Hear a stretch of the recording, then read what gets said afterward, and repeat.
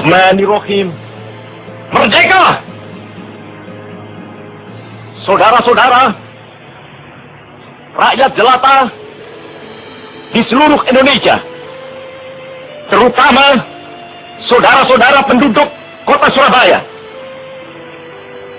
kita semuanya telah mengetahui bahwa hari ini tentara Inggris telah menyebarkan pamflet-pamflet yang memberikan suatu ancaman kepada kita semua. Kita diwajibkan untuk dalam waktu yang mereka tentukan menyerahkan senjata-senjata yang telah kita rebut dari tangannya tentara Jepang. Mereka telah minta supaya kita datang pada mereka itu dengan mengangkat tangan. Mereka telah minta supaya kita semua datang pada mereka itu dengan membawa bendera putih, tanda bahwa kita menyerah kepada mereka.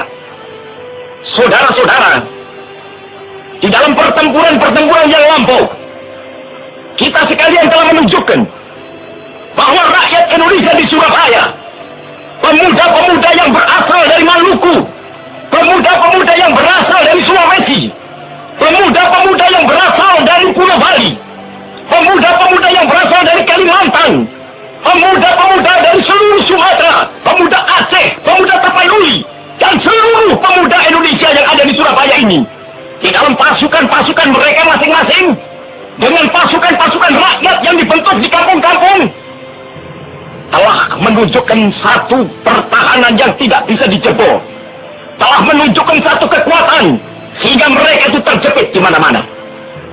Hanya karena taktik yang licik daripada mereka itu, saudara-saudara, dengan mendatangkan presiden dan pemimpin-pemimpin lainnya ke Surabaya ini, maka kita tunduk untuk memberhentikan pertempuran. Tetapi pada masa itu mereka telah memperkuat diri, dan setelah kuat, sekarang inilah keadaannya. Saudara-saudara, kita semuanya, kita bangsa Indonesia yang ada di Surabaya ini, akan menerima tantangan tentara Inggris itu. Dan kalau pimpinan tentara Inggris yang ada di Surabaya ingin mendengarkan jawaban rakyat Indonesia, ingin mendengarkan jawaban seluruh pemuda Indonesia yang ada di Surabaya ini, dengarkanlah ini tentara Inggris. Ini jawaban kita, ini jawaban rakyat Surabaya, ini jawaban pemuda Indonesia kepada kau sekalian. Hei tentara Inggris, kau menghendaki bahwa kita ini akan membawa bendera putih untuk takluk kepadamu. Kau menyuruh kita mengangkat tangan jati kepadamu. Kau menyuruh kita membawa senjata-senjata yang telah kita rampas dari tentara Jepang untuk diserahkan kepadamu. Tuntutan itu, walaupun kita tahu bahwa kau sekalian akan mengancam kita untuk menggempur kita dengan seluruh kekuatan yang ada, tetapi inilah jawaban kita.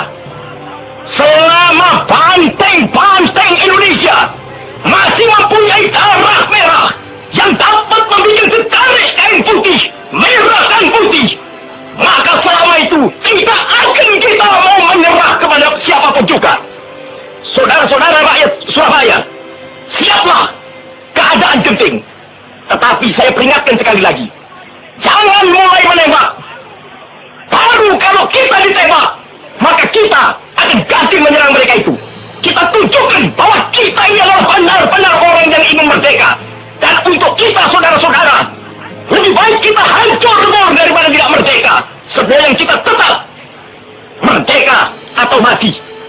Dan kita yakin, saudara-saudara, pada akhirnya pastilah kemenangan akan jatuh ke tangan kita, sebab Allah selalu berada di pihak yang benar. Percayalah, saudara-saudara, Tuhan akan melindungi kita sekalian.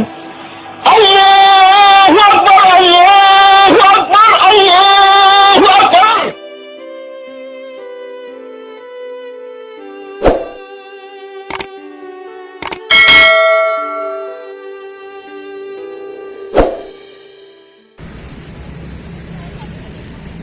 Assalamualaikum warahmatullahi wabarakatuh.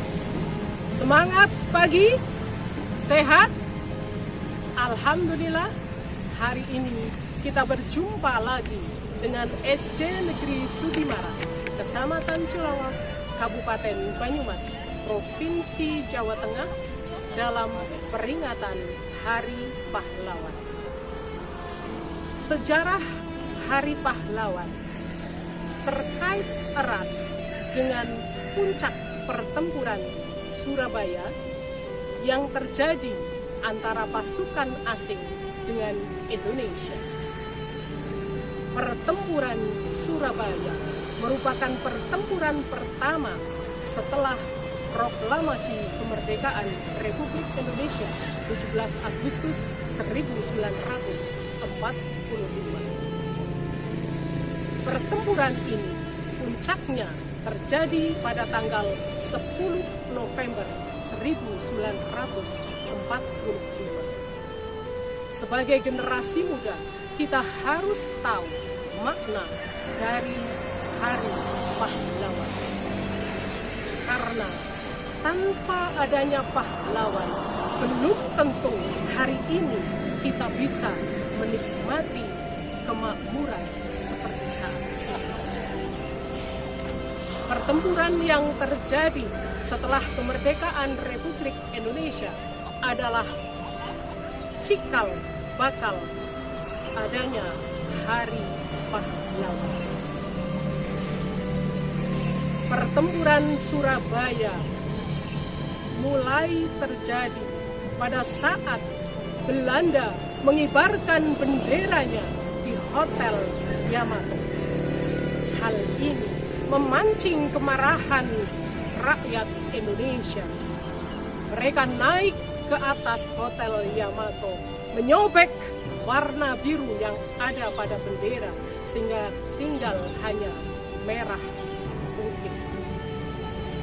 Kejadian di Hotel Yamato memicu pertempuran antara Indonesia dengan Inggris mulai tanggal 20 Oktober 1940. Melihat kondisi yang semakin tidak menentu, maka Jenderal D.C. Hotman meminta bantuan kepada Presiden Soekarno untuk menenangkan rakyat Indonesia. Makna peringatan Hari Pahlawan tidak semata-mata hanya menghormati pahlawan yang gugur pada saat kemenangan.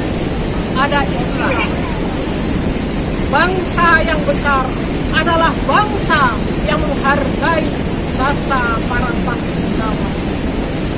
Walaupun pada kenyataan kita tidak bisa berjuang seperti pahlawan pada zaman ini, tetapi kita bisa menerapkan apa yang menjadi teladan mereka dalam kehidupan sehari-hari. Pada zaman dahulu, generasi muda, para pahlawan berjuang mengangkat senjata bambu runcing untuk melawan penjajah, mengusir penjajah. Di era modern ini, generasi muda bisa memanfaatkan teknologi, berinovasi, mengangkat martabat derajat bangsa dan negara, realisasikan makna Hari Pahlawan dengan giat belajar, tunjukkan sifat kepemimpinan, dan jauhi segala hal negatif yang bisa menghancurkan generasi muda harapan bangsa.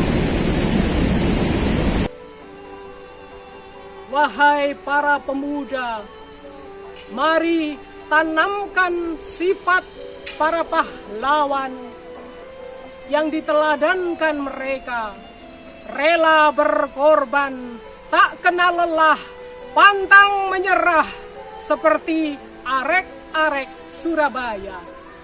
Surabaya, Surabaya, Surabaya, kota kenangan, kota kenangan, takkan ku lupa.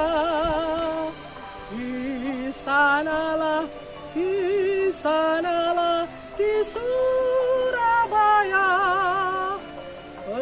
pertamalah, tuh pertama kita berjumpa.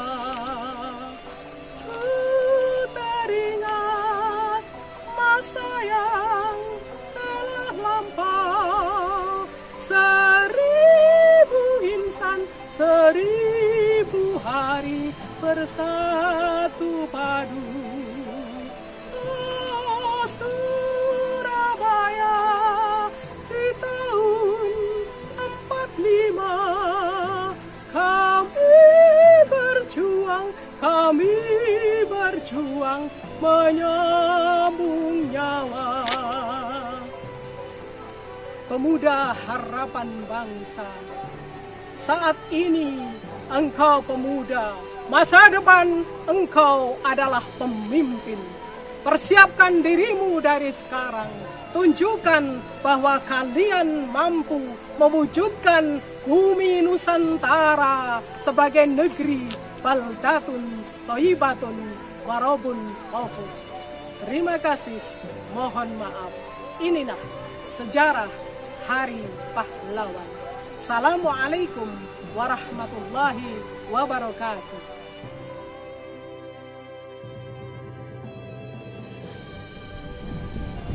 Setelah proklamasi 17 Agustus 1945, situasi Indonesia masih bergejolak trauma antara rakyat dan tentara asing. Salah satunya di Surabaya, Jawa Timur, yang dikenal sebagai Hari Pahlawan diperingati pada tiap 10 November.